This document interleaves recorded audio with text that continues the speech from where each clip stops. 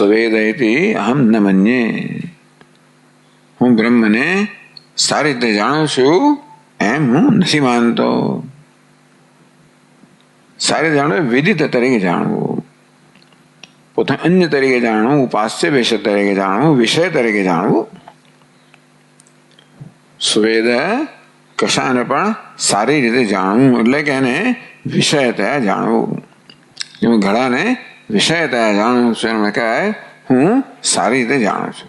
તો કે નહીં આ પ્રકારે નાહ નૈવ જરૂર નૈવ મન્યે એટલે કે બ્રહ્મને હું સારી રીતે જાણું છું, વિષયતયા જાણું છું એવું નથી માનતો, નથી કહેતો.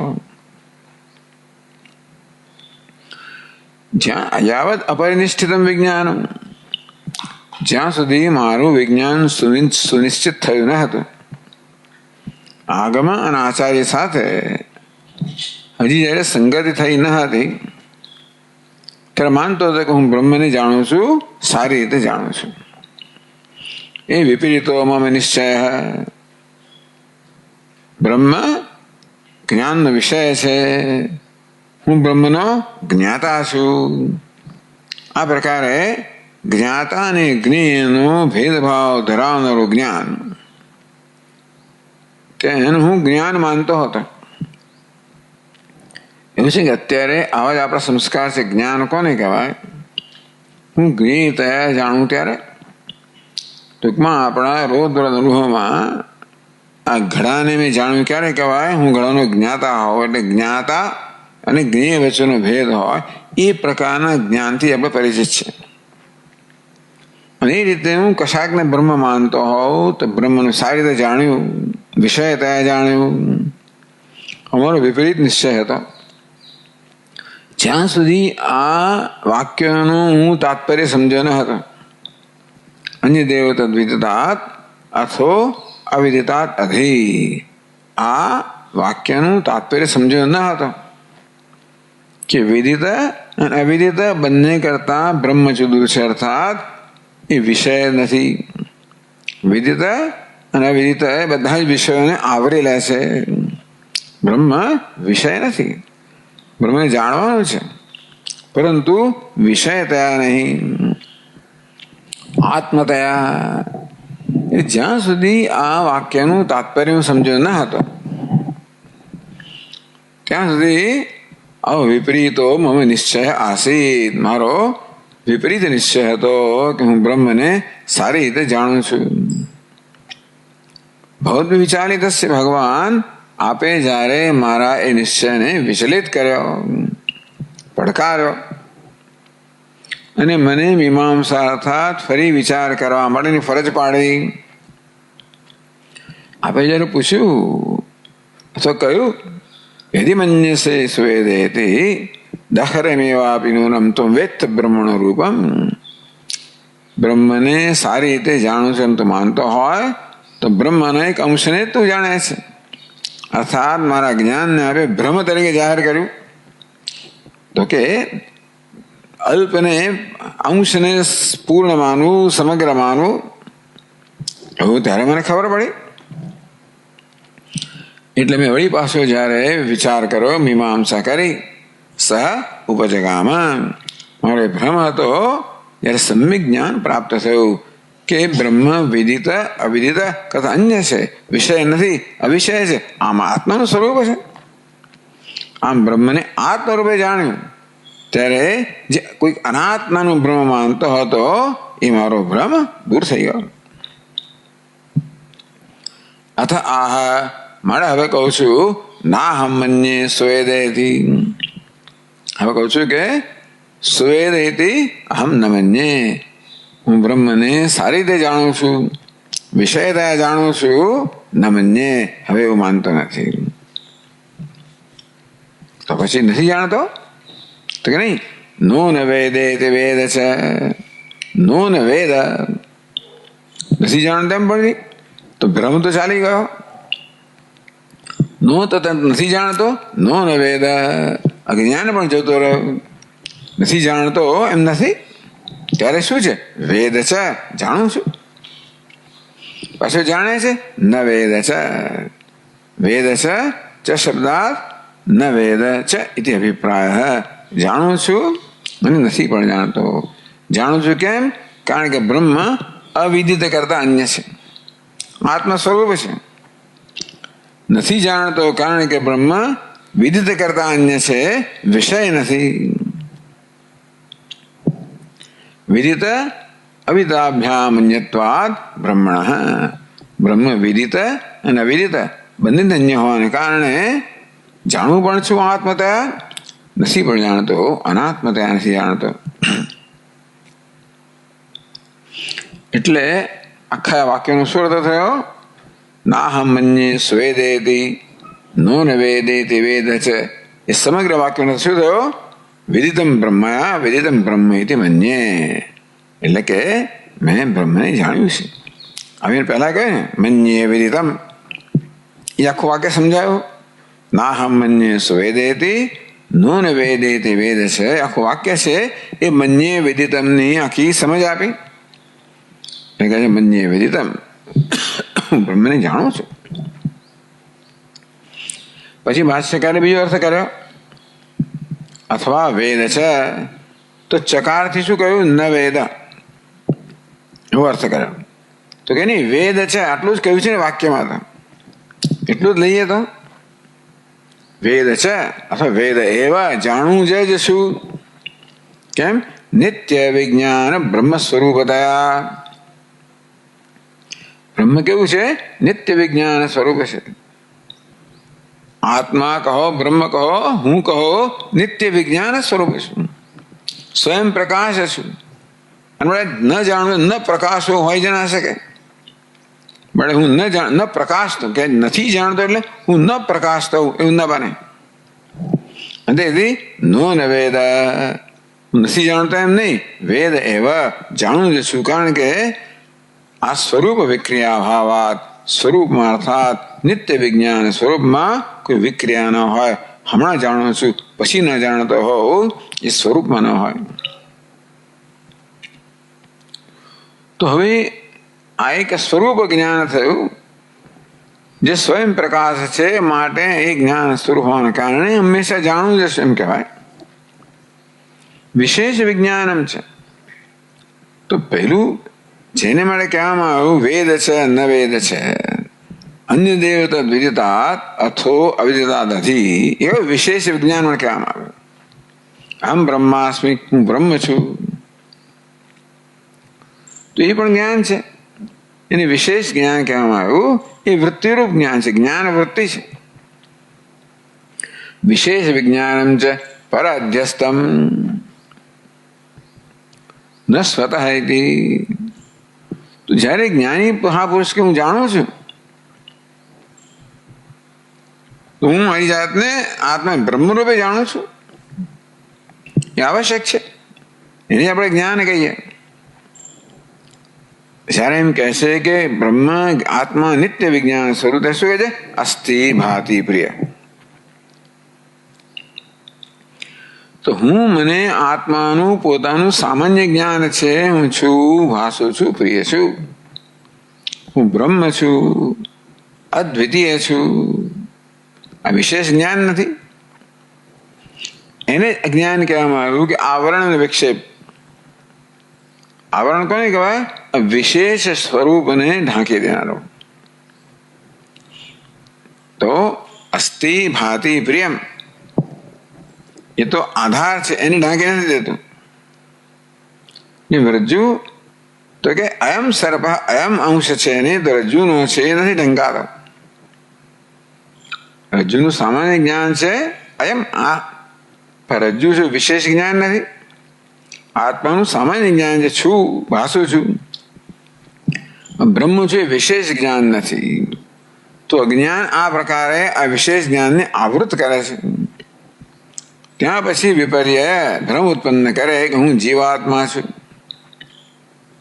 ઉપાધિમાં અહમ ભાવ કરાવીને મારામાં હું જીવાત્મા છું, અલ્પ છું, એ પ્રકારનું વિપરીત જ્ઞાન જન્માવે છે, અથવા વિક્ષેપ જન્માવે છે. એ જવું જોઈએ. એ જ વિક્ષેપ પોતાના વિશે અનેક પ્રકારના ભ્રમના રૂપમાં વ્યક્ત થતો હોય છે. સ્થૂલોહમ, સૂક્ષ્મોહમ, દીર્ઘોહમ, હ્રસ્વોહમ. લાંબો છું, ટૂંકો છું, જાડો છું, પાતળો છું, સ્થૂળ છું, સૂક્ષ્મ છું. તો એ બધા જ એને જયારે નિષેધ કરવામાં આવે છે, વેદાંત શાસ્ત્ર આ પ્રકારે બ્રહ્મનો નિષેધ કરે છે. અને તેથી પછી મને આ જ્ઞાન થયું કે હું બ્રહ્મ છું. આને વિશેષ જ્ઞાન કહેવામાં આવ્યું. એ વૃત્તિરૂપ જ્ઞાન છે, રેકોગ્નિશન. હું જોઉં છું કે હું બ્રહ્મ છું. અત્યારે જોતો નહોતો, એટલા માટે આ વિશેષ જ્ઞાન આવશ્યક છે. અને જ્ઞાન વૃત્તિ જ્ઞાન કહેવાય, જ્ઞાન વૃત્તિ કહેવાય. ખરું કે આ જ્ઞાનમાં વૃત્તિ વ્યાપ્તિ છે, ફલ વ્યાપ્તિ નથી. એ બહુ અત્યારે મહત્વનું નથી, છતાં વૃત્તિ વ્યાપ્તિ તો છે જ. વૃત્તિ શું કરે? આવરણ દૂર કરે. ફળ શું કરે? જ્ઞાનના વિષયને પ્રકાશિત કરે. તો ઘટપટ વગેરે જે અચેતન વિષયો છે એના માટે વૃત્તિ વ્યાપ્તિ પણ જોઈએ, ઘટાકાર. અને ફલ વ્યાપ્તિ, ફલ એટલે પ્રતિબિંબ. તો વૃત્તિમાં જે પ્રતિબિંબ છે એ ઘટાને પ્રકાશિત કરે. પણ આત્મા સ્વયં પ્રકાશિત, પણ વૃત્તિ વ્યાપ્તિ જોઈએ, આવરણ દૂર થવું જોઈએ. હું બ્રહ્મ છું એ રેકોગ્નિશન, એ જ્ઞાન થવું જોઈએ. એટલે એવું જયારે, એટલે પહેલા એને કહ્યું કે વેદ છે, એટલે કહ્યું ને વિદિતમ બ્રહ્મ મન્યે વેદિતમ. એ કયું વિદિતમ? આ વિશેષ જ્ઞાન. હું મારી જાતને બ્રહ્મ રૂપે જાણું છું.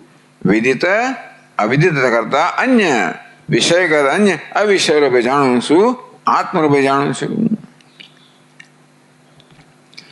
તું કહે છે કે ભાઈ ત્યારે એવું તું જયારે કહેશ કે હું બ્રહ્મ છું એમ જાણું છું, તો જાણનાર તો વિક્રિયાવાન છે ને. કારણ કે જાણનાર કોને કહેવાય? જ્ઞાનનો આશ્રય હોય તે. તો વિશેષ જ્ઞાન જન્મ્યું ત્યારે જાણનારમાં ફેર પડે ને.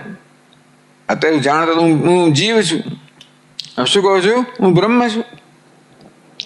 તું કહે છે ને ભાઈ કે તું નિત્ય વિજ્ઞાન સ્વરૂપ છે, નિર્વિકાર છે, એક બાજુ કહે છે, અને બીજી બાજુ કહે છે કે હું જાણું છું. તો કે પેલું નિર્વિકાર સ્વરૂપ કેવું છે? પારમાર્થિક સ્વરૂપ છે. હું જાણું છું કે પારમાર્થિક મારું સ્વરૂપ છે,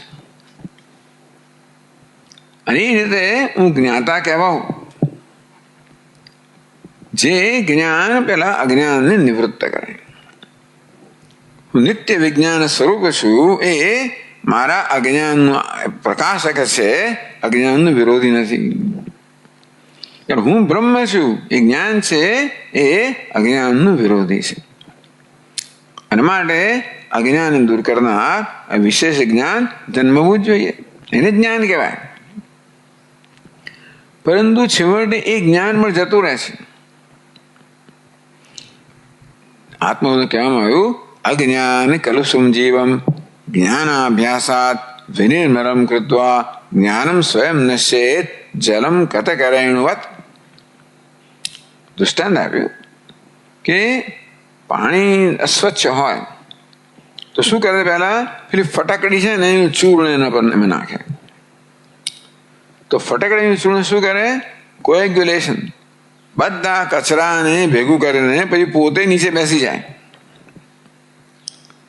તેમ આ જ્ઞાન વૃત્તિ અહમ બ્રહ્માસ્મિ, અહમ બ્રહ્માસ્મિ, જ્ઞાન અભ્યાસ એનો અભ્યાસ થાય. અહમ બ્રહ્માસ્મિ, અહમ બ્રહ્માસ્મિ, અહમ બ્રહ્માસ્મિ.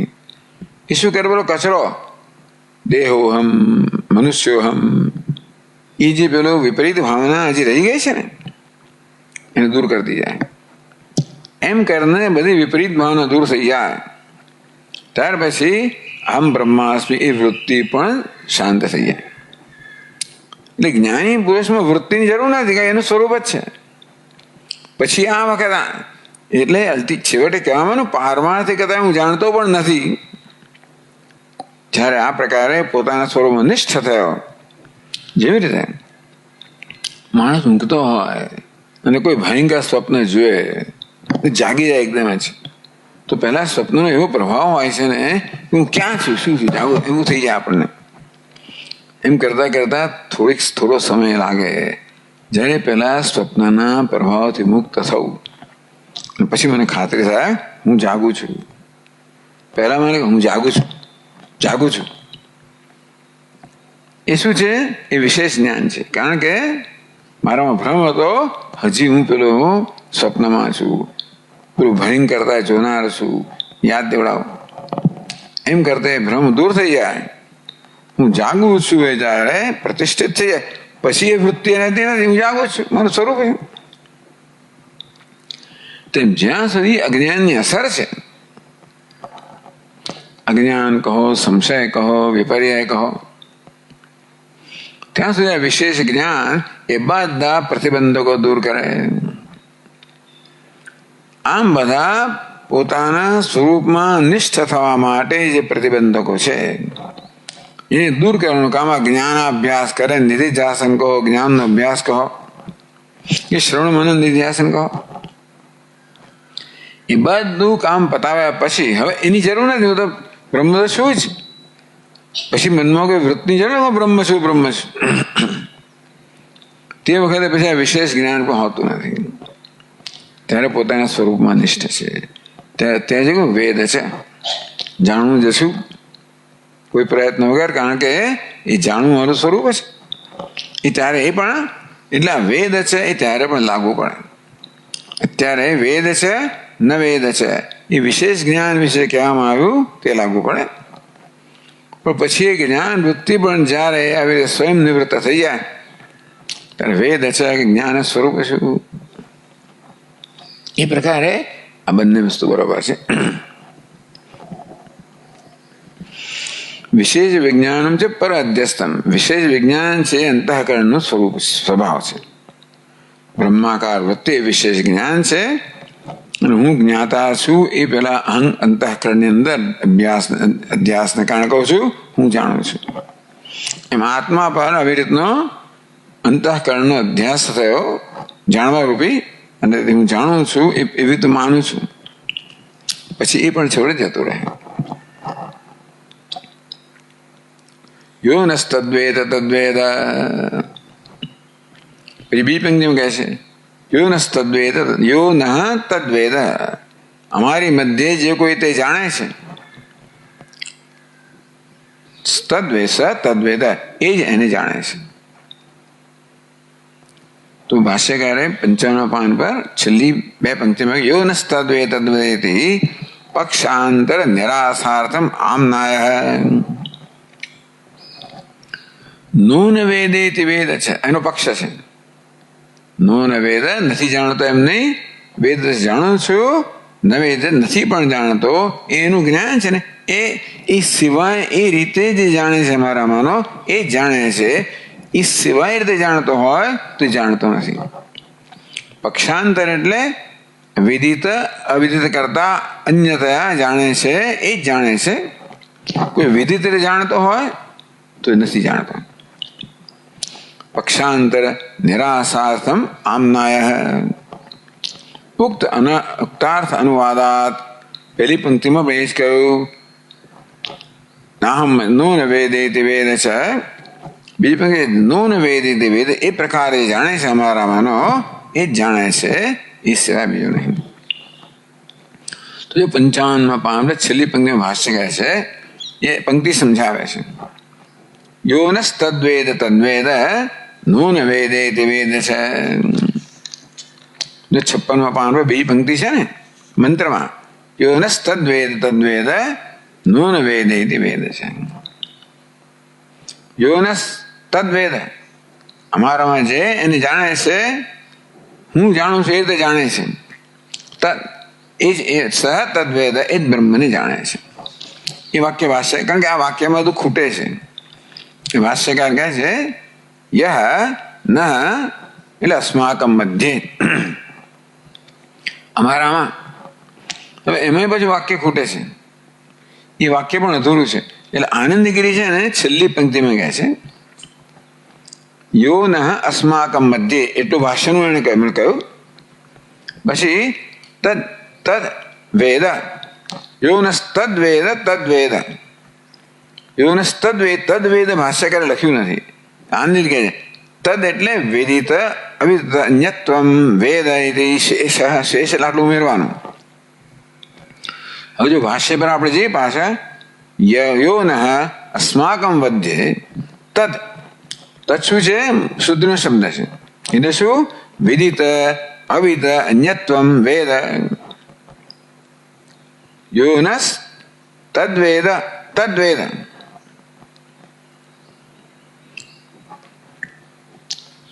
એટલે પહેલું શું છે? યોનસ તદ્વેદ. પહેલું તદ્વેદ એ શું છે? તદ એટલે તે જાણે છે. શું જાણે છે? બ્રહ્મ વિદિત અવિદિત અન્ય છે એ રીતે બ્રહ્મને જાણે છે. તદ એટલે પાછું ન્યુટર છે. વિદિત અવિદિત અન્યત્વમ બ્રહ્મણ કે બ્રહ્મ વિદિત અવિદિત અન્ય છે એ પ્રકારે બ્રહ્મને જાણે છે. તદ્વેદ સહવેદ સ એવ તદ બ્રહ્મ વેદ. એ જ એ બ્રહ્મને જાણે છે ને અન્ય બીજો નહીં. એમ કે પક્ષાંતર નિરાશ કરો. એ આ બ્રહ્મને આ સિવાય બીજું જાણી શકાય એ પક્ષનો નિરાશ થયો. તો આનંદગીરી ચાલુ રાખ્યું.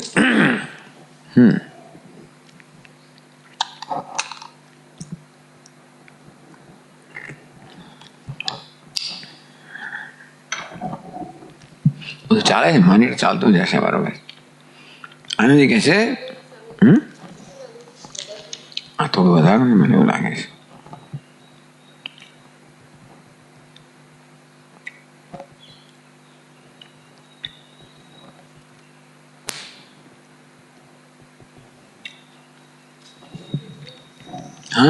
હા વધ્યું? ઓલરાઈટ. નથી વધ્યું.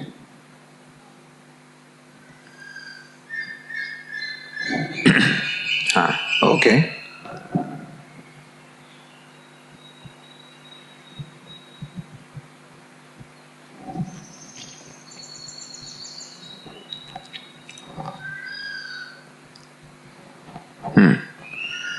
તો ભાષ્ય ચાલુ રાખીએ આપણે ત્યાં આગળ.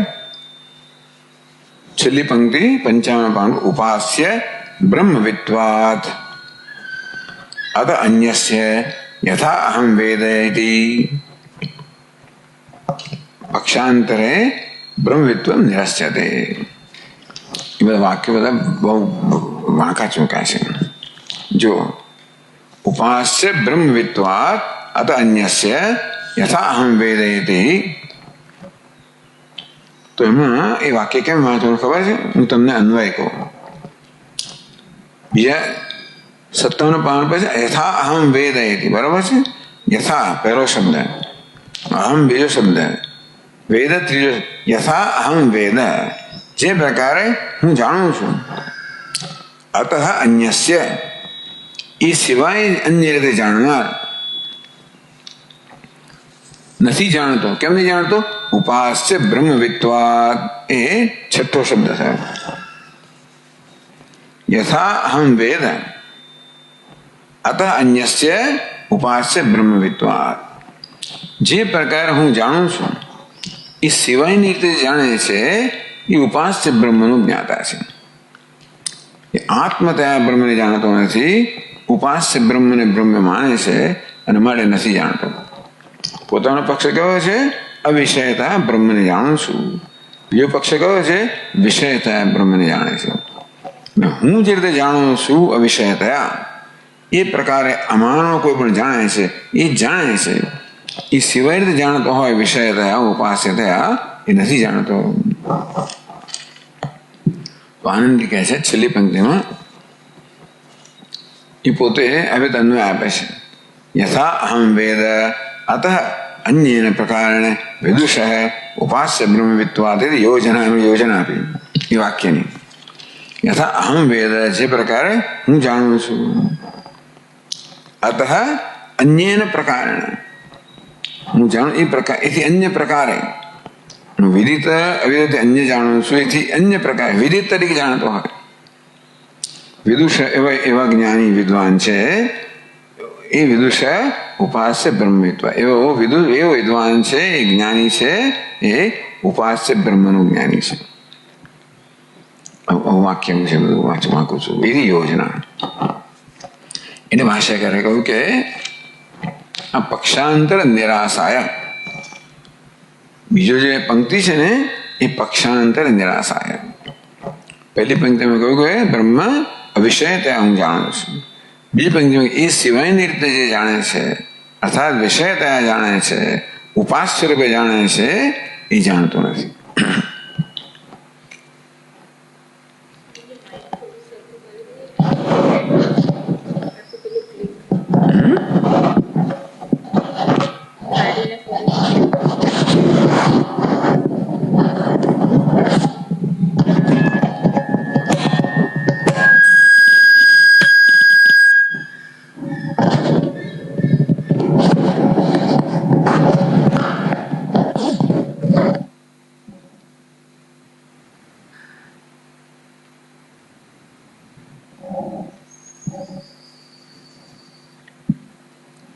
એટલે ભાષ્યકારે આ પ્રકારે કહેવાનું છે કે બીજી પંક્તિ છે એથી પક્ષાંતરે બ્રહ્મવિત્વ નિરસ્યતે. પક્ષાંતર અન્ય પક્ષ એટલે કે બ્રહ્મને ઉપાસ્ય તરીકે જાણવું એ પક્ષનો અહીંયા આગળ નિરાશ કરવા માટે આ બીજું વાક્ય કહ્યું. 57 પર એટલે કહે છે આગળ કુતો એમ અર્થ અવશ્યતે હતી. તો કે આ મંત્રની બીજી પંક્તિનું પ્રયોજન આવું છે કે પક્ષાંતરનો નિરાશ કરવો એવું આપણું જે મંતવ્ય છે એવા અભિપ્રાય પર આપ કેવી રીતે આવ્યા? આ વાક્યનું આવું તાત્પર્ય છે એનું આપણે એ કેવી રીતે આપણે નક્કી કર્યું? એથી એવો જે પ્રશ્ન ઉચ્ચતે તો અમે કહીએ છીએ શું કહે છે? ઉક્ત અનુવાદાત. પ્રશ્ન આપણે કર્યો આપ કેમ કહો છો કે પક્ષાંતરનો નિરાશ કરવા માટે છે આ વાક્ય? ઉક્ત અનુવાદાત આવે છે કહ્યું યો નસ્તત નો ન વેદે તે વેદ છે, એનો અનુવાદ કર્યો નો ન વેદે તે વેદ છે. ઉક્ત એટલે કહેવાયેલું છે એનો અનુવાદ કરો, એને જ ફરીથી કહો. શું? ઉક્તમી અનુવદતી નો ન વેદે તે વેદ છે. ઉક્તમ આગળ કહ્યું પહેલી પંક્તિમાં શું? નો ન વેદે તે વેદ છે કહેવામાં આવ્યું. અનુવદતે એને અનુવાદ કરે છે બીજી પંક્તિમાં. એ પરથી અમે કહીએ છીએ કે આ અન્ય પક્ષના નિરાશ માટે કહેવામાં આવ્યું. એનું કારણ આપ્યું.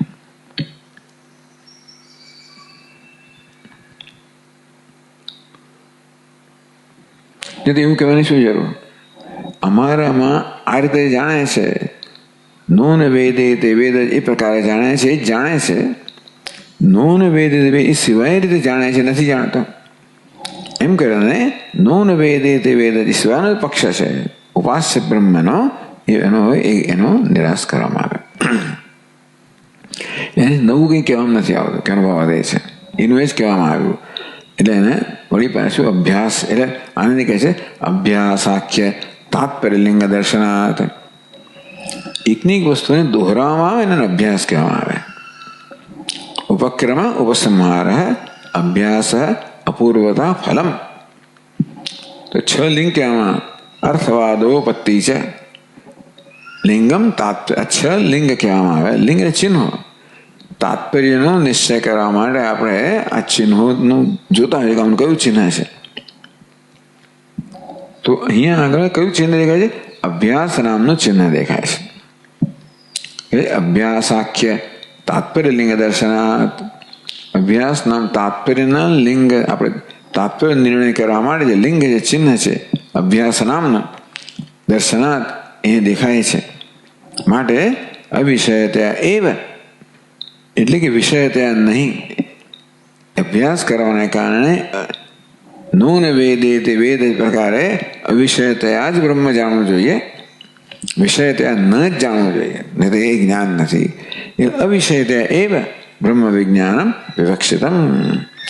અવિષયતયા બ્રહ્મને જાણવું જોઈએ એવી વિવક્ષા છે એવું કહેવાનું તાત્પર્ય છે. તો આ પ્રકારે એ મંત્ર બીજો મંત્ર પૂરો થયો. ચાલશે, તમને વાંધો ના હોય તો. વાગે છે કાનમાં તો વાંધો નહીં.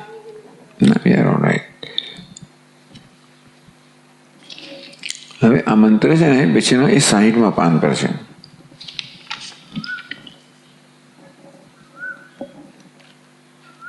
ત્રીજો મંત્ર.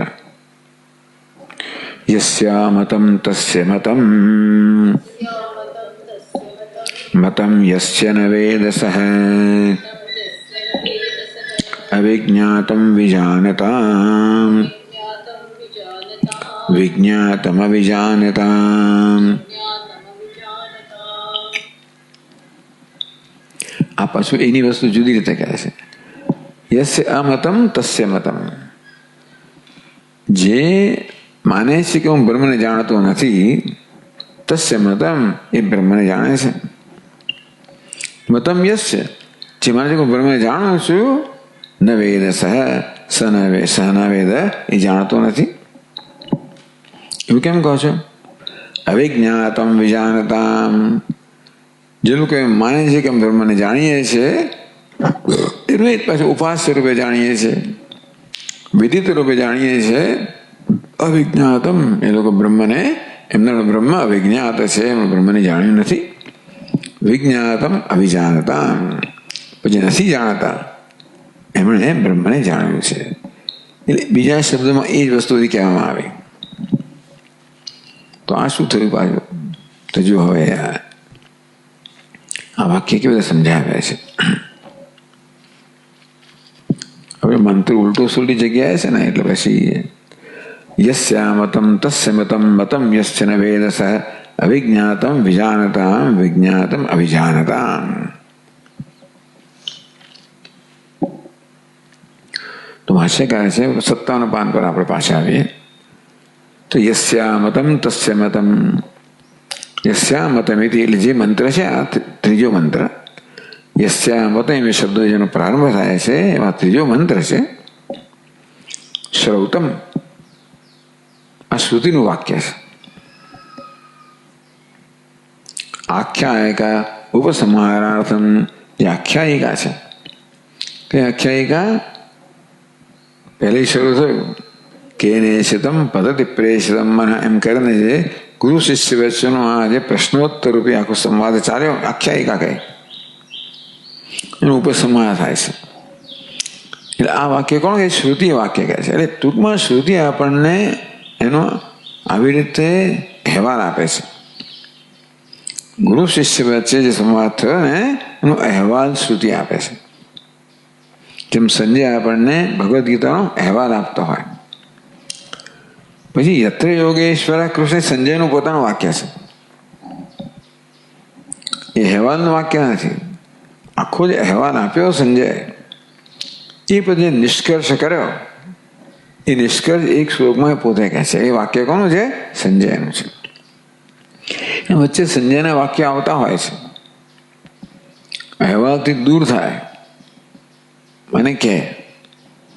તો અહીં પણ શ્રુતિ છે ને, આપણને જે પેલી આખ્યાયિકા સંવાદ ચાલી રહ્યો છે ને, એ સંવાદ કયા, આખ્યાયિકા કથા કયા પછી હવે કથાનું શું તાત્પર્ય છે, એ પોતાના શબ્દોમાં કહે છે. યસ્યા મતલબ શ્રૌતમ, ટૂંકમાં એ શ્રુતિનું વાક્ય છે. શ્રુત્યા પ્રતિપાદિતમ, એ શ્રુતિનું વાક્ય છે. શેના માટે છે? શું કામ કહે છે? આખ્યાયિકા અર્થ ઉપસંહારાર્થમ. આખ્યાયિકામાં જે અર્થ કહેવામાં આવ્યો, વિદિત અવિદિત અન્યત વગેરે, એનો ઉપસંહાર કરવા માટે. તો આ શું થયું? આ પાછું સંગ્રહ વાક્ય થયું.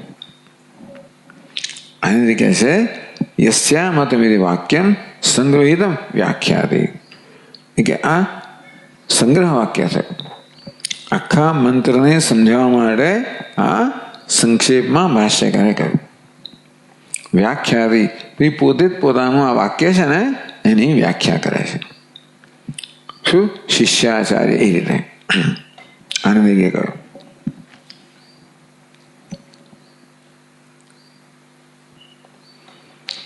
તો આનંદી કહે છે શ્રૌતમ વાક્યમ, એટલે શ્રૌતમિતિ શિષ્યસ્ય આચાર્યસ્ય ચ ઉક્તિ ન ભવતી.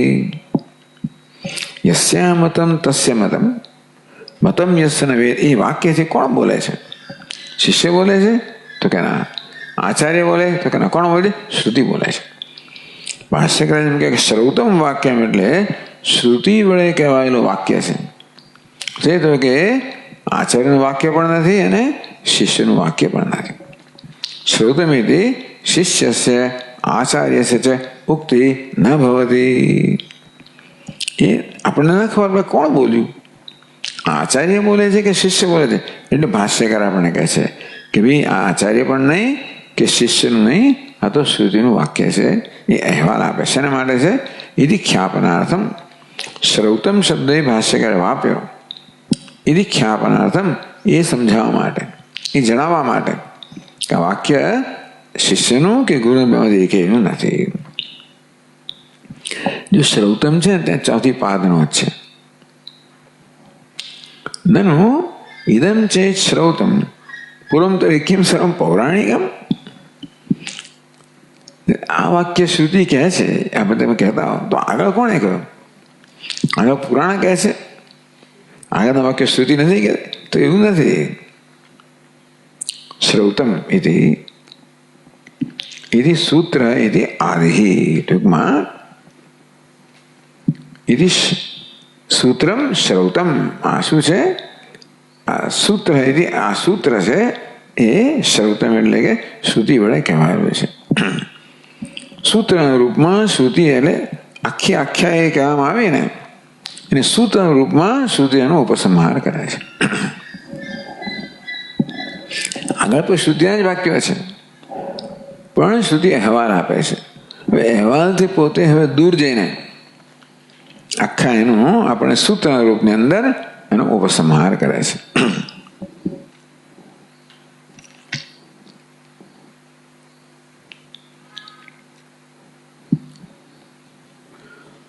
તો ભાષ્યકાર કહે છે શિષ્યાચાર્યોક્તિ પ્રયુક્તિ લક્ષણયા. તો આખ્યાયિકા કેવી હતી? આખ્યાયિકાનું અહીંયા આગળ વર્ણન કરે છે. શિષ્યાચાર્યોક્તિ પ્રયુક્તિ લક્ષણયા. શિષ્યના આચાર્યની ઉક્તિ, શિષ્યની મુક્તિ આચાર્યની મુક્તિ. કેનેશિતમ પદ્ધતિ પ્રેષિતમ મને શિષ્ય શ્રોત્રસ્થ શ્રોત્ર મનસો મનય આચાર્ય. એ પ્રકારે શિષ્યની ઉક્તિ આચાર્યની ઉક્તિ. પછી ઉક્તિ પ્રત્યુક્તિ. પછી શિષ્ય કે મહારાજ કંઈક કહો મને અન્ય દેવતા વિદાત અથવા વિદાતથી વગેરે. આમ કદાચ શિષ્યની ઉક્તિ ના પણ હોય પણ આચાર્યની ઉક્તિથી આપણે એવી કલ્પના કરી શિષ્યની આવી ઉક્તિ હશે જેનો આચાર્ય ઉત્તર આપી રહ્યા છે, જેને સમજાવી રહ્યા છે. એટલે શિષ્યને યુક્તિ ઉક્તિ પ્રત્યુક્તિ. તો ઉક્તિ એટલે કહેવું, પ્રત્યુક્તિ એટલે એને જવાબ આપવો. લક્ષણયા આ પ્રકારનું લક્ષણ છે આખ્યાયિકા. કેવી છે? અનુભવ યુક્તિ પ્રધાનયા. અનુભવ અને યુક્તિ બંનેનું પ્રાધાન્ય છે. પછી યુક્તિ કે શું કે યદ વાચા અનભ્યુદિતમ યેન વા. એટલે વાચો વાચમ એમ કહ્યું. પછી એને સમજાવે યદ વાચા અનભ્યુદિતમ યેન વાક અભ્યુદ્યતે તદેવ બ્રહ્મ ત્વમ વિદ્ધિ નેદમ યદ ઉપાસતે. આમ જે વાક્ય કહેવામાં આવ્યું ને સમજાવવા માટે વળી પાછું ઉક્તિ પણ આપે, યુક્તિ પણ આપે. એટલે અનુભવ અને યુક્તિ પ્રધાનયા આખ્યાયી ગયા. પછી શિષ્ય કહે ને પાછું આચાર્ય કહ્યું મન્યે વેદિતમ. પાછું યદિ મન્યસે સુવેદેતી. એટલે કે આવીને કે મન્યે વેદિતમ. તો એમાં એનો અનુભવ પણ રહેલો છે અને યુક્તિ પણ રહેલી છે. એટલે અનુભવ યુક્તિ પ્રધાનયા. આખ્યાયિકામાં અનુભવ એટલે જ્ઞાન અને યુક્તિ એ બંને ધરાવનારી આ આખ્યાયિકા છે. આખ્યાયિકા એવી આખ્યાયિકા વડે यह अर्थ सिद्ध. તો આ પ્રકારે શિષ્યને આચાર્યની ઉક્તિ પ્રત્યુક્તિ ના રૂપમાં જે આખ્યાયિકા કહેવામાં આવી, જે આખ્યાયિકામાં અનુભવ અને યુક્તિની પ્રધાનતા છે. શિષ્યને આચાર્ય ઉક્તિ પ્રત્યુક્તિના રૂપમાં આખ્યાયિકા જેમાં અનુભવ અને યુક્તિની પ્રધાનતા છે એવી આખ્યાયિકા, એમાં એ અર્થ સિદ્ધ. એ સમગ્ર આખ્યાયિકામાં જે અર્થ સિદ્ધ થયો, જે એનું તાત્પર્ય સિદ્ધ થયું, સહ એ અર્થ શ્રૌતેન વચનેન, એ અર્થ છે, એ સમગ્ર તાત્પર્ય છે શ્રૌતેન વચનેન, શ્રુતિના વચનથી. એમાં આગમ પ્રધાન, એમાં આગમની પ્રધાનતા છે. આગમ આવ્યું, યુક્તિ આવી, એટલે શ્રુતિ, યુક્તિ, અનુભવ. પહેલા શાસ્ત્ર, પછી યુક્તિથી હું સમજ્યું, મારો અનુભવ બને.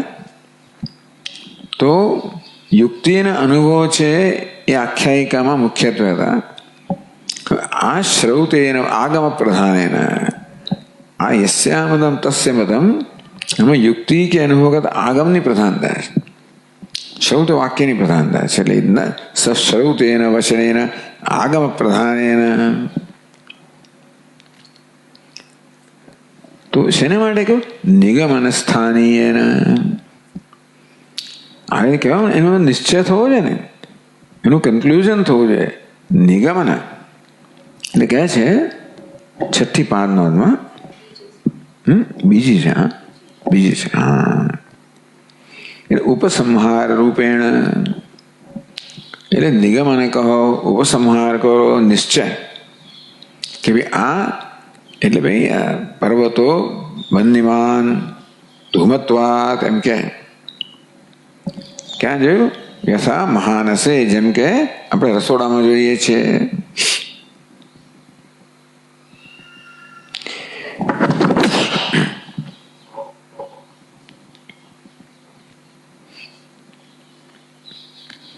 રસોડાનો અગ્નિ જોયો, અહીંયા જો ત્યાં છે, જ અહીંયા છે. તેથી આ પર્વત કેવો છે? વન્યમાન છે.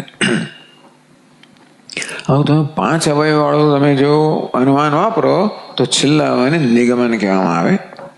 નિશ્ચય કર્યો કે જે ત્યાં આગળ લાગુ પડે છે અહીંયા છે, બટ અહીં પણ અગ્નિ જ છે. તો નિગમન સ્થાનીયેન સંક્ષેપતઃ ઉચ્યતે. નિગમન કહો, ઉપસંહાર કહો, સંક્ષેપમાં એ સમગ્ર અર્થને કહેવામાં આવે છે.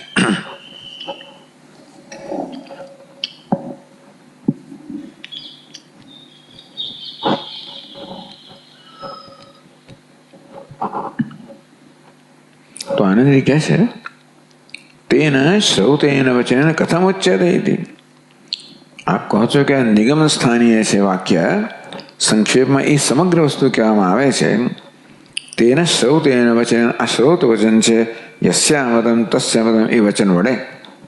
કથમ ઉચ્યતે, 5મી નોંધ, કિમર્થમ ઇતિ, શા માટે કહેવામાં આવે છે? તો યસ્યામતમ તસ્યામતે શ્રૌતમ વચન છે, શ્રુતિનું વાક્ય છે. શા માટે એ કહેવામાં આવે છે? એ આકાંક્ષામાં, તો કેવી રીતે કહેવામાં આવે છે, કઈ રીતે કહેવામાં આવે છે? યદુક્તમ, ભાષ્યકારે છે, યદુક્તમ વિદિતાત અન્યત, પહેલા કહેવામાં આવ્યું અન્યદેવ તદ વિદિતાત, તદ બ્રહ્મ વિદિતાત અન્યદેવ, અન્યત છે વિધિ કરતા. એને સમજાવ્યું કે કેવી રીતે? યદ વાચા અનભ્યુદિતમ યેન વાગ અભ્યુદ્યતે. યદ વાચા અનભ્યુદિતમ, જે વાણીને ગોચર નથી, જેના વડે વાણી પ્રકાશિત થાય છે, પણ વાણી જેને પ્રકાશિત કરતી નથી. એટલે વાણી જેને જાણી શકતી નથી, આંખો જેને જાણી શકતી નથી, કાન જેને જાણી શકતા નથી, એટલે વિદિતનો ત્યાં આગળ નિષેધ કરવામાં આવ્યો. વાઘ આદિના અગોચરત્વાત, ટૂંકમાં જ્ઞાનના જે કારણો આપણી પાસે છે, ન તત્ર ચક્ષુર ગચ્છતિ, ન વાગ ગચ્છતિ, ન મનઃ. આમ જ્ઞાનના જે કારણો છે એ બધાનો નિષેધ કરવામાં આવ્યો, એમની ત્યાં એને ગોચર નથી, એટલે કે બ્રહ્મ જાણી શકાયો નથી, વિદિત નથી, વિદિત અન્ય છે. આ કારણોથી જાણીને વિદિત કહેવાય. ચક્ષુ હોય, વાઘ હોય, મન હોય, એની ગતિ જ્યાં હોય એને શું કહે? વિદિત. આ ત્રણમાંથી એકેયની ગતિ નથી મળે. બ્રહ્મ કેવું છે? અવિદિત, કે વિદિતાત અન્યત, એમ કહો. વિદિતાત અન્યત, સુવિદ અન્યત. યદુક્તમ વિદિતાદન્યત વાગાદીનામ અગોચરત્વાત. વાગાદીનામ અગોચર, વાણી વગેરે કારણોને અગોચર હોવાને કારણે વિદિતથી અન્યત છે.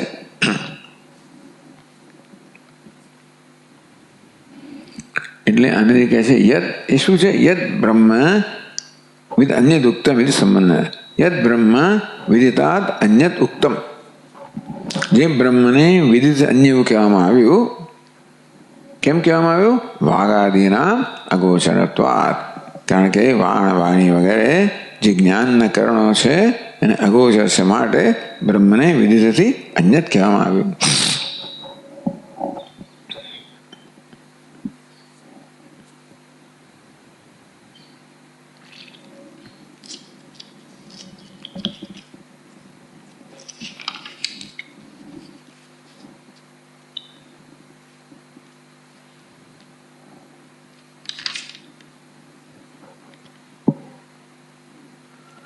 તો આગળ કહે છે આનંદ ગોપાલાદીનામ એવ આત્મતત્વ ન વિવક્ષિતમ. અવિદિતમ એટલે તો નથી જાણતો, એ તો પેલો ગોળ પણ નથી જાણતો, એ તો નથી જાણતો. તો છઠ્ઠી પાદમાં કહે છે ગોપાલાદીનામ એવ આત્મતત્વ ન એવી અમતત્વ અજ્ઞાન વિષયત્વરૂપ મંતવ્યમ. ગોપાલાદીનામ એવ આત્મતત્વ ન વિવક્ષિતમ. તો ગોવાળવા માટે પણ અમત છે. યસ્યામતમ તસ્ય મતમ.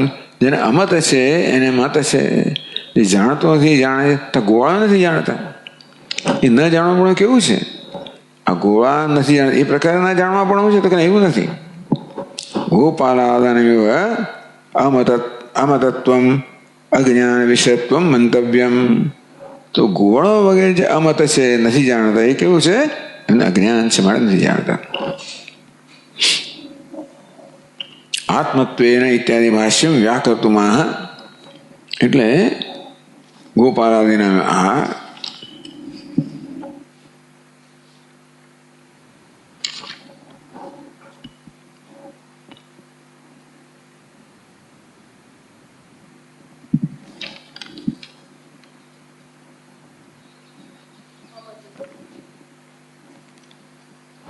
એ તો 59માં પાન પછી આત્મત્વને પ્રતિબુદ્ધમ. ઓકે, આપણે ભાષ્ય જ વાંચીએ. ચાલો. યદુક્તમ વિદિતાદ અન્યત વાગાદીનામ અગોચરત્વાત મીમાંસિતમ છે. તો મીમાંસમેવતે, તારે એની મીમાંસા કરવી જોઈએ. મન્યે વિદિતમ, મીમાંસા કરીને અનુભવ ઉપપત્તિભ્યામ, એણે આ વાક્ય પર વિચાર કર્યો. ક્યાં તો કે છે વિદિત વિદન્ય જ છે, ઉપપત્તિ એનો અનુભવ કર્યો. કે છે મન્યે વિદિતમ, હું જાણું છું. તો અનુભવ ઉપપત્તિભ્યામ બ્રહ્મ તથૈવ જ્ઞાતવ્યમ. તો આ પ્રકારે બ્રહ્મ એ પ્રકારે જાણવું જોઈએ, બીજી કોઈ રીતે નહીં. જ્ઞાતવ્યમ પછી ત્યાં આગળ ત્રીજી પાદનો इति प्रत्यायनार्थमिति शेषः. तो ब्रह्म तथैव ज्ञातव्यम. પ્રત્યાયનાર્થમ આપણામાં વિશ્વાસ જન્મવા માટે, ખાતરી જન્મવા માટે એ પ્રકારે બ્રહ્મને જાણવું જોઈએ. અને પ્રમાણિત કરવા માટે, એટલે પેલો પ્રત્યયની સંગતિ થવા માટે એ પ્રકારે જાણવું જોઈએ.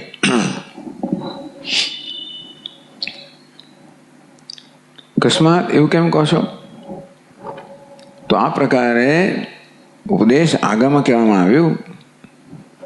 એને ઉપપત્તિ યુક્તિ લગાવી અને અનુભવ થયો, એ પ્રકારેના બ્રહ્મને જાણવું, એ પ્રકારે જ જાણવું જોઈએ.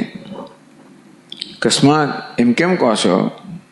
તો કહે છે, હવે મંત્ર સમજાવે છે. યસ્યામતમ યસ્યામતમ તસ્ય મતમ, યસ્યામતમ તસ્ય મતમ.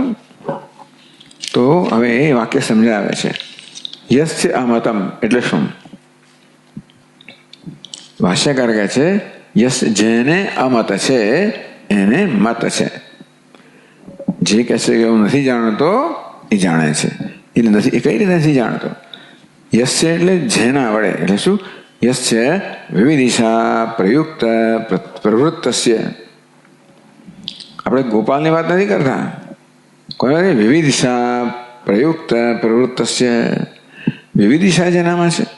કે નિશ્ચિતમ પતતિ પ્રેષિતમ મનઃ, કેન એ પ્રકારે વિવિધિશા છે. આત્માને જાણવાની ઈચ્છા છે. તો વિવિધિશા પ્રયુક્ત પ્રવૃત્તસ્ય, વિવિધ દિશાથી પ્રયુક્ત થઈને પ્રેરિત થઈને જે પ્રવૃત્ત થયો છે. યશ એટલે જે સાધક કેવો છે તો કે વિવિધ દિશુ છે. આવીને પ્રશ્ન કરે છે, વિવિધ દિશાથી પ્રેરિત થઈને પ્રશ્ન કરે છે. સાધક છે, આવો સાધક છે. યસ્ય અમતમ, તો કયા આવા સાધક માટે અમત છે.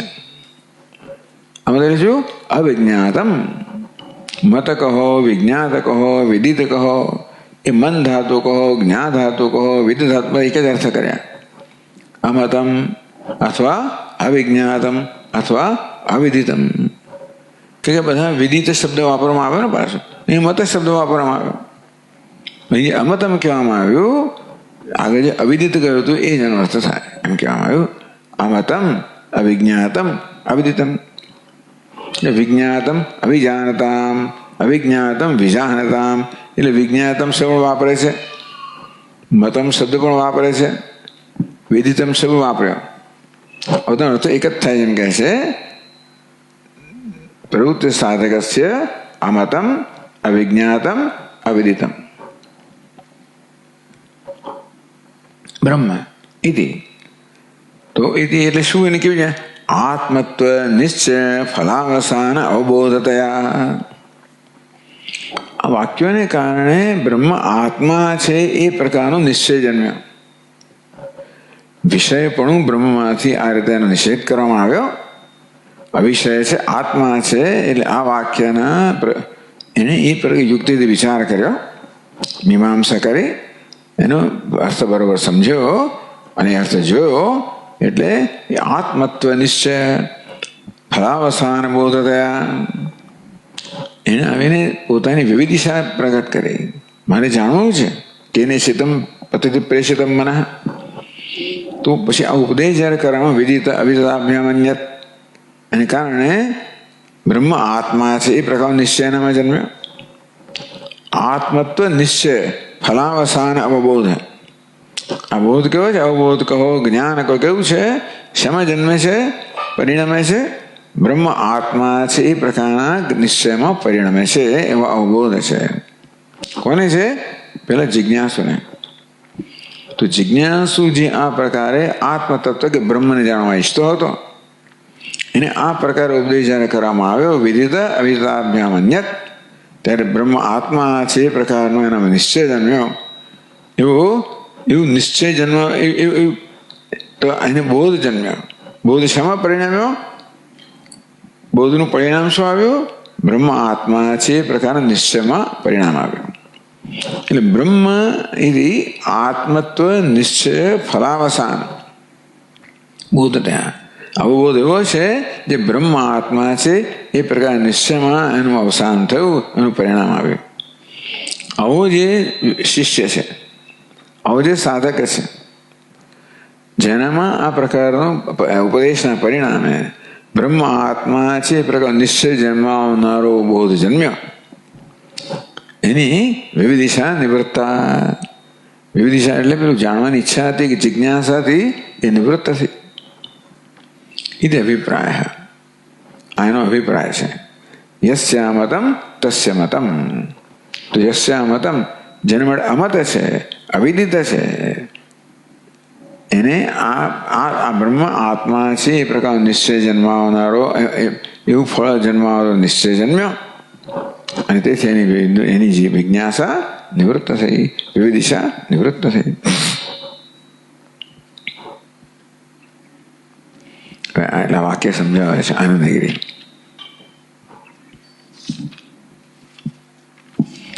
તો કે છે આગળના પાની શરૂ કરીએ તો, ગોપાલાદાનીમ આત્મતત્વ ન વિવેક્ષિતમ યસ્ય અમતમ. જેના વડે જેને માટે અમત છે, અજ્ઞાત છે, તો ગોપાલાદાનીમ એવો નહીં. ગોળ વગેરે પણ આત્મતત્વ અજ્ઞાન છે, એ પ્રકારનું અજ્ઞાતત્વ નથી. અજ્ઞાત કેવું છે? આ અજ્ઞાત તત્વ કેવું છે?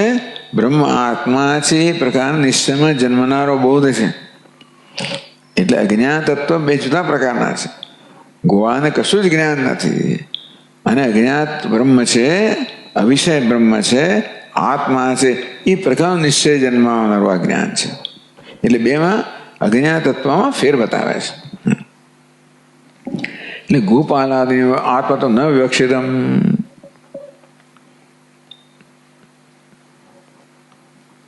એટલે અમતત્વ, ગોપાલ પણ અમત છે, અમતત્વ છે એનામાં. એ પ્રકાર અમતત્વ વિવિક્ષિત નથી. બરાબર? પેલું જરાય નથી જાણતો, એ પણ નથી જાણતો. આ જાણે છે તે પણ નથી જાણતો. વિષયતા નથી જાણતો, પેલો જરાય નથી જાણતો. ન જાણવું બંનેમાં સમાન કહેવાય, પણ તદ્દન આસમાન જમીનનો ફેર છે. એક જરાય જાણતો નથી, જરા જાણે અવિષયતા નથી જાણતો, અવિષયતા જાણે છે, એવું છે. કિંતુ કે છે બ્રહ્મણ આત્મત્વ નિશ્ચય ફલાવસાન અવબોધ. બ્રહ્મ આત્મા છે એ પ્રકાર નિશ્ચય જન્માવે, નિશ્ચય ફળ જન્માવે. તો એને કેવું? આમાં તો એટલે એને જ્ઞાન છે. કેવું જ્ઞાન છે? બ્રહ્મ આત્મા છે એ પ્રકાર નિશ્ચયમાં પરિણમનારું આ જ્ઞાન છે. એ અમતત્વ કેવું છે?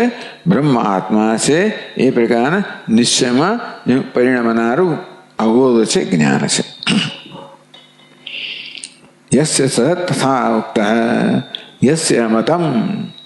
જેને અમત છે અર્થાત જેને બ્રહ્મનું વાસ્તવિક જ્ઞાન છે કે બ્રહ્મ આત્મા છે એ પ્રકાર નિશ્ચય જન્મનારું અજ્ઞાન છે. તસ્ય ભાવ તત્તા. એવું આ શબ્દ કહો ને, જો પહેલી પંક્તિ ભાષ્યમાં જો ને, આત્મત્વ નિશ્ચય ફલાવસાન અવબોધતયા. હા, તો એ આખું વસ્તુ સમજાવે છે આનંદગીરી. આત્મત્વ નિશ્ચય ફલાવસાન કહે છે બ્રહ્મણ આત્મત્વ નિશ્ચય. બ્રહ્મ આત્મા છે પ્રકાર નિશ્ચય. ફલાવસાન એ નિશ્ચયરૂપી ફળમાં પરિણમે છે. કોણ? અવબોધ. આ જ્ઞાન કેવું છે? બ્રહ્મ આત્મા છે એ પ્રકાર નિશ્ચયમાં પરિણમનારું આ જ્ઞાન છે. પણ આ અવબોધનું વર્ણન નથી, આ તો જિજ્ઞાસુનું વર્ણન છે. એટલે કે છે યસ આવા પ્રકારનો અવબોધ ધરાવે છે. આ પ્રકારનું જ્ઞાન ધરાવનારો જિજ્ઞાસુ. કેવું જ્ઞાન? બ્રહ્મ આત્મા છે એ પ્રકારના નિશ્ચયમાં પરિણમનારું જ્ઞાન ધરાવનાર આ જિજ્ઞાસુ.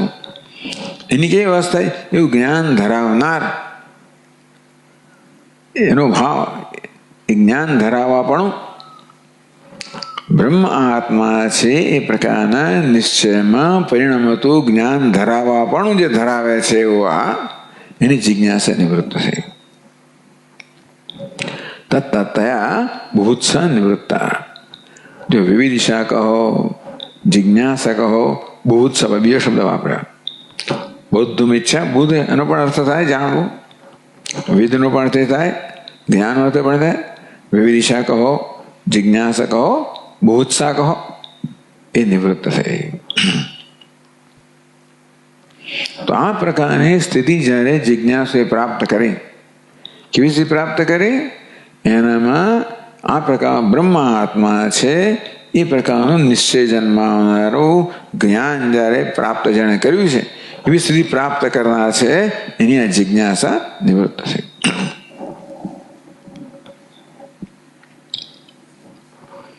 કહે છે આનંદગીરી વિચાર્યમાણે બ્રહ્મણ આત્મત્વેન પરિવસાનાદ અતિરિક્ત મંતવ્ય અભાવાત અમતમ ઇત્યર્થ. વિચાર્યમાણે એટલે જ્યારે આગમ અને આચાર્યના વાક્ય પર વિચાર કરવામાં આવે, મીમાંસા કરવામાં આવે, તો બ્રહ્મણ આત્મત્વેન પરિવસાનાદ. તો બ્રહ્મને મારે જાણવું છે. બ્રહ્મ કેવું છે? વિદિત, અવિદિત અન્ય છે. તો એનો શું અર્થ થાય? એ પ્રકારે જ્યારે વિચાર કરવામાં આવ્યો ત્યારે વિચારનું પરિણામ શું આવ્યું? આત્મત્વેન પરિવસાનાદ. આ બ્રહ્મ જેનું જાણવા ઈચ્છું છું કેવું છે? વિદિત, અવિદિત કરતા અન્ય છે. એટલે કેવું? તો કે વિષય નથી, ત્યારે શું છે? અવિષય છે, એટલે કે આત્મા છે, હું જ છું. આત્મત્વેન પર્યવસાન, એટલે બ્રહ્મ છેવટે જે હું અન્ય રૂપે જાણવા માંગતો હતો એ આત્મા રૂપમાં એનું પરિણત થયું. બ્રહ્મણ આત્મત્વેન પર્યવસાનાત, વિચારના પરિણામે બ્રહ્મ આત્મા બની ગયું. જે બ્રહ્મને પહેલા મારે જુદું માનીને હું જાણવા ઈચ્છતો હતો એ બ્રહ્મ વિશે જ્યારે વિચાર કરવામાં આવ્યો ત્યારે એ આત્મા પરિણમ્યું, એ આત્મા છે એવું જ્ઞાન જન્મ્યું. તેથી અતિરિક્ત મંતવ્ય અભાવાત, અતિરિક્ત મંતવ્ય, અતિરિક્ત આત્મા અતિરિક્ત છે નથી, બ્રહ્મ અતિરિક્ત નથી. અતિરિક્ત મંતવ્ય અભાવાત, બીજું કશું મંતવ્ય છે જ નહીં. બ્રહ્મ જો મંતવ્ય હોય તો બ્રહ્મ આત્મા છે. તેથી જો 8મી પાદમાં કહે છે પર્યવસાનાત કહ્યું ને, આત્મનો પર્યવસાનાત, તો 8મી પર્યવસાનાથી અંતસ્ય હેતુમંતમ હેતુમાહ વિચાર્યમાણે બ્રહ્મણ આત્મત્વેન પર્યવસાનાત, આનંદગીનું વાક્ય છે, બરાબર. તો એ વાક્ય હેતુમંતમ, એના માટે હેતુ કહે છે. વિચાર્યમાણે બ્રહ્મણ આત્મત્વેન પર્યવસાદ, વિચાર કરવામાં આવે ત્યારે બ્રહ્મ આત્મા છે એ પ્રકારનું જ્ઞાન જન્મે છે. કેમ? એના માટે હેતુ જોઈએ, બરાબર. એ હેતુ પછી કેવો હેતુ ધરાવનારો હેતુ છે કે છે અતિરિક્ત મંતવ્ય અભાવાત, એ બધું હેતુ જ થયો. 5મી વ્યક્તિ શું બતાવે છે? હેતુ બતાવે છે. તો પર્યવસાનાત 5મી વ્યક્તિ કેમ? અતિરિક્ત મંતવ્ય અભાવાત, એ પછી હેતુનો પણ હેતુવાળો હેતુ બતાવે. તો 5માં કહે છે કે અતિરિક્ત મંતવ્ય અભાવાત, એટલે શું એનો થાય? અતિરિક્ત મંતવ્ય અભાવાત એ હેતુ કયો. એટલે શું કરવાનું? આત્મા અતિરિક્તસ્ય મંતવ્યસ્ય બ્રહ્મણ અભાવાત ઇત્યર્થ. અતિરિક્ત મંતવ્ય અભાવાત, બરાબર. અતિરિક્ત શું? આત્માતિરિક્તસ્ય, આત્મદે અતિરિક્ત, અન્ય મંતવ્યસ્ય અભાવાત, મંતવ્ય અભાવાત, મંતવ્યસ્ય અભાવાત. આત્મા બીજું કે મંતવ્ય એટલે બ્રહ્મ, મંતવ્ય બ્રહ્મણ અર્થ કરે, મંતવ્યસ્ય બ્રહ્મણ, આત્મા અતિરિક્તસ્ય બ્રહ્મણ અભાવાત. આત્માથી અતિરિક્ત બ્રહ્મ નથી, આત્મા અતિરિક્ત છે, બ્રહ્મ નથી. આત્માથી અતિરિક્ત જે કાંઈ છે એ બ્રહ્મ નથી, અને બ્રહ્મ આત્માથી અતિરિક્ત નથી. તો એ બ્રહ્મને જાણતો નથી કેવી રીતે? બ્રહ્મ એટલે આત્માથી અતિરિક્ત બ્રહ્મ નામની કોઈ વસ્તુ એ જ જાણે છે, એ તો નથી જાણતો. બ્રહ્મને નથી જાણતો, આત્માથી અતિરિક્ત રૂપે નથી જાણતો. એટલે આત્મા જે અતિરિક્ત મંતવ્ય અભાવાત, આમ અતિરિક્ત મંતવ્ય એટલે બ્રહ્મ, અતિરિક્ત બ્રહ્મ અભાવાત, આત્માથી અન્ય બ્રહ્મનો અભાવ હોવાને કારણે આત્મા અન્ય બ્રહ્મને જાણતો નથી. એટલે બ્રહ્મને આત્મા અન્યતયા નથી જાણતો, આત્મતયા જાણે છે, અન્યતયા નથી જાણતો. અમતમ કર, એ રીતે અમતમ ઇત્યર્થ.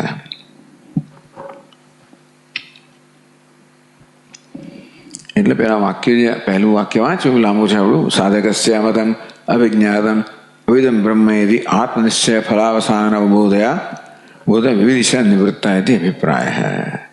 યસ્યા મતમ, જેનો અમત છે એની આ પ્રકારે જિજ્ઞાસા નિવૃત્ત થાય છે. ચાલો આપણે આગળ જોઈશું. ઓમ પૂર્ણમદ પૂર્ણમિદમ પૂર્ણાત પૂર્ણમુદચ્યતે પૂર્ણસ્ય પૂર્ણમાદાય પૂર્ણમેવાવશિષ્યતે. ઓમ શાંતિ શાંતિ શાંતિ. શંકરમ શંકરાચાર્યમ કેશવમ બાદરાયણમ સૂત્રભાષ્યકૃતૌ વંદે ભગવन्तौ પુનઃ પુનઃ. ઈશ્વરો ગુરુરાત્મેતિ મૂર્તિભેદવિભાગિને વ્યોમવદ્વ્યાપ્તદેહાય દક્ષિણામૂર્તયે નમઃ.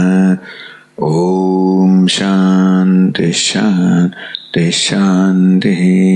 હરિ ઓમ. શ્રી ગુરુભ્યો નમઃ.